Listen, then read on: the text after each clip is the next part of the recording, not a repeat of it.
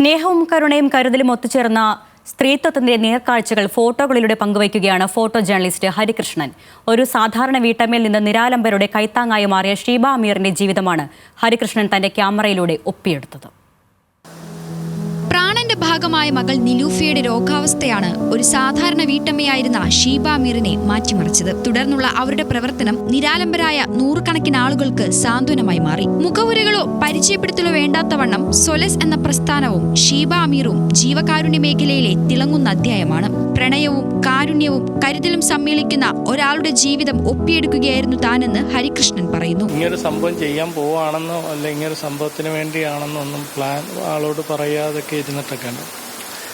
അങ്ങനെ കുറേ യാത്രകളും ആ യാത്രയുടെ ഇടയ്ക്ക് എഴുതിയ ബുക്കുകളും അതിനകത്തെ ചില കാര്യങ്ങളും ഒക്കെ വെച്ചിട്ടാണ് നമ്മൾ ഇത് ഷൂട്ട് ചെയ്യാൻ പ്ലാൻ ചെയ്തത്. ഹരികൃഷ്ണന്റെ 4ാമത്തെ പ്രദർശനമാണിത്. എല്ലാം വേറിട്ട കാഴ്ചകൾ. പ്രദർശനം ജൂൺ 1 സമാപിക്കും. ന്യൂസ് മലയാളം, കൊച്ചി.